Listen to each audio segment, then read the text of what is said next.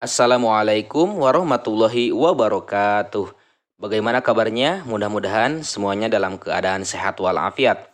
Baik, dalam kesempatan kali ini saya akan melanjutkan pembahasan soal ujian sekolah bahasa Indonesia.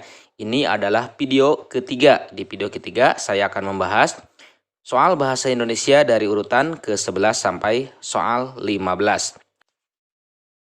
Bacalah cuplikan teks drama berikut untuk menjawab soal nomor 10 sampai soal nomor 12.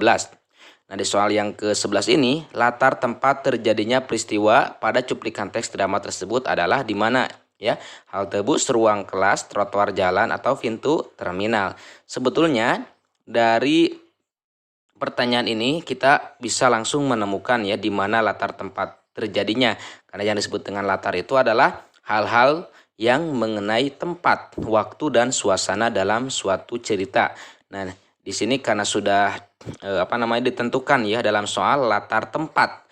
Latar tempat terjadinya peristiwa pada cuplikan teks drama tersebut adalah di mana. Dina melihat seorang kakek yang sedang terbaring lemas di trotoar. Kemudian di bawahnya juga ada lagi nih.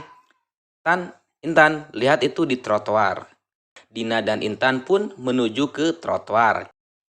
Jadi kita bisa menemukan latar tempat terjadinya peristiwa pada cuplikan teks drama tersebut adalah di trotoar jalan. Selanjutnya kita lanjutkan soal ke-12, amanat ya.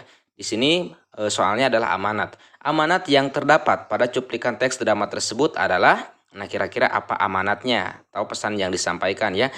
Jadi kita harus paham dulu, amanat itu merupakan unsur cerita yang menjadi pesan pengarang melalui ceritanya. Amanat berkaitan dengan nilai-nilai kehidupan yang dapat disimpulkan dari isi cerita. Nah, dari teks drama yang dibawakan oleh Dina dan Intan dalam teks ini, kira-kira amanatnya apa atau pesan yang disampaikan dari pengarang kepada pembaca itu apa ya. Jadi amanat ini adalah pesan pengarang melalui sebuah cerita gitu ya. Nah, kita tentukan amanatnya apa di sini. Kita garis bawahi atau kita kasih kotak. Kata Dina, "Ayo kita hampiri, mungkin dia butuh bantuan." Dina dan Intan pun menuju ke trotoar tempat kakek itu terbaring.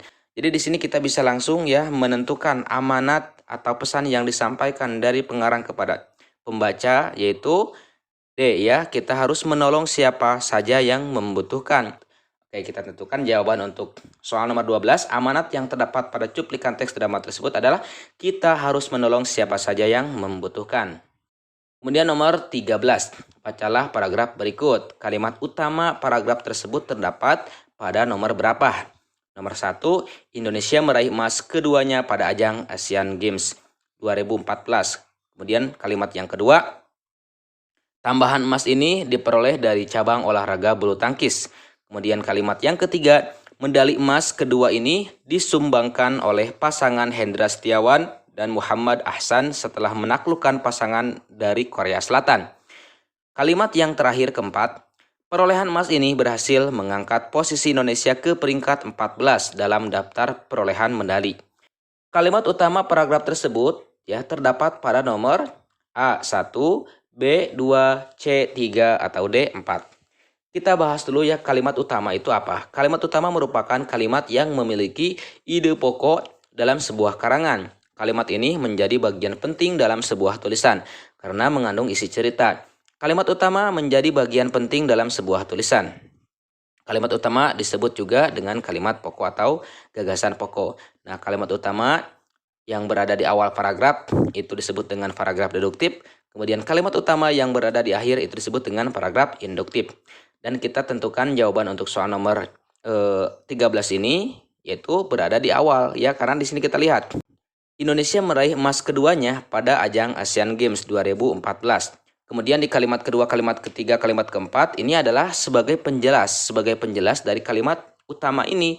Yang mana di kalimat kedua di sini terdapat tambahan emas. Jadi di sini ada keterkaitan antara kalimat kedua dengan kalimat pertama tadi. Jadi di sini menjelaskan karena kan kalimat penjelas itu adalah kalimat yang menjelaskan kalimat utama. Jadi di dalam kalimat kedua, kalimat ketiga, kalimat keempat ini menjelaskan. Jadi ada keterkaitan keterkaitan antara kalimat-kalimat 2, 3, 4 dengan kalimat utama tadi. Tambahan emas ini diperoleh dari cabang olahraga bulu tangkis. Kemudian di kalimat ketiga ada lagi medali emas. Jadi di sini tetap menceritakan tentang meraih emas tadi ya. Medali emas kedua ini disumbangkan oleh pasangan Hendra Setiawan dan Muhammad Ahsan. Kemudian di kalimat keempat juga ada emas lagi ya. Perolehan emas ini berhasil. Nah, jadi kita tentukan jawaban untuk soal nomor 13 yaitu 1. Indonesia meraih emas keduanya pada ajang Asian Games 2014. Selanjutnya nomor 14, bacalah teks percakapan berikut. Pertanyaannya, simpulan isi percakapan tersebut adalah yang mana? Nah, kita perhatikan dulu ya mengenai percakapannya. Ini antara Amir dan Raka. Kata Amir, jangan terburu-buru marah kepada Arif dulu. Belum tentu dia yang melakukannya. Kata Raka, bagaimana kamu yakin dia tidak melakukannya, Mir? Dia satu-satunya siswa yang berada di kelas saat kita mengikuti pelajaran olahraga. Kata Amir, tapi kan belum tentu dia pelakunya. Bisa saja saat Arif pergi ke UKS. Kata Raka, kalau bukan dia, lalu siapa yang iseng mengotori seragam sekolahku ini? Kata Amir, sebaiknya, nah ini ada saran ya, saran dari Amir kepada Raka.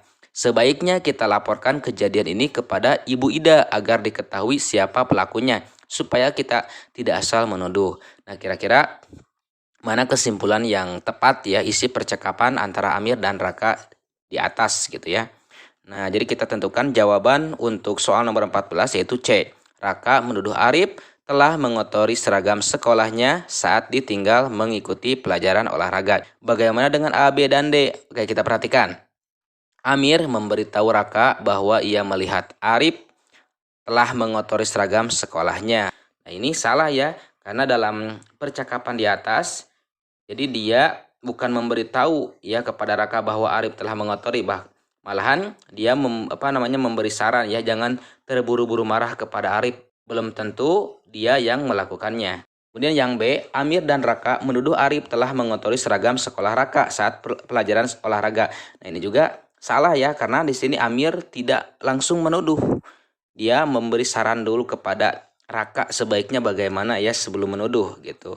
Kemudian yang D, Raka dan Amir bersepakat melaporkan Arif kepada Ibu Ida karena Arif telah mengotori seragam sekolah. Ini juga kurang tepat ya, karena dia melaporkan kepada ibu itu bukan Arif sebagai pelakunya, tapi melaporkan di sini siapa gitu ya, siapa pelakunya. Kemudian soal yang ke-15. Bacalah teks berikut untuk menjawab soal dari 15 sampai 17. Pernyataan yang sesuai dengan isi paragraf tersebut adalah, kita lihat ya teksnya, sarapan penting bagi kesehatan tubuh. Saat bangun tidur, kadar zat gula berada di tingkat paling rendah. Rendahnya kadar gula menyebabkan energi tubuh berkurang. Dengan energi yang sedikit, kita akan kesulitan untuk melakukan aktivitas sepanjang hari. Untuk itu, sarapan harus dilakukan. Dengan sarapan, energi tubuh yang hilang setelah 7-8 jam kita beristirahat di malam hari akan digantikan. Energi yang penuh akan membuat kita bersemangat dalam melakukan kegiatan-kegiatan yang positif. Nah, mengenai pernyataan ya kita harus paham dulu. Pernyataan adalah informasi yang sesuai dalam paragraf. Di sebuah paragraf yang terdiri atas beberapa kalimat mengandung beberapa informasi. Informasi yang sesuai inilah yang dinamakan pernyataan. Jadi cara mencari pernyataan yang sesuai ini sebenarnya cukup mudah, karena hanya mencocokkan informasi dengan pernyataan yang disajikan. Kita lihat yang A ya. Kadar lemak pada saat bangun tidur berada pada tingkat paling rendah. Ini bukan lemak ya, tapi kadar zat gula berada di tingkat paling rendah gitu ya. Jadi bukan lemak. Yang A salah. Yang B, sarapan berguna untuk mengganti energi tubuh yang hilang. Nah, ini ya B betul. Sarapan itu berguna untuk mengganti energi tubuh yang hilang, karena di sini ada bahasa. Untuk itu, sarapan harus dilakukan. Dengan sarapan, energi tubuh yang hilang setelah 7-8 jam kita beristirahat di malam hari akan digantikan. Jadi jawabannya adalah yang B. Bagaimana dengan yang C? Saat tidur, sebagian energi tubuh hilang akibat mendengkur. Nah, ini kan tidak nyambung ya, salah. Kemudian yang D, sarapan memberi perasaan nyaman. Nah, ini juga salah ya. Jadi kita tentukan jawabannya adalah yang B. Nah, itulah mengenai pembahasan soal ujian sekolah pada video yang ketiga ya. Mudah-mudahan video ini sangat bermanfaat. Insya Allah nanti akan dilanjutkan pada video yang keempat. Sekian dulu. Assalamualaikum warahmatullahi wabarakatuh.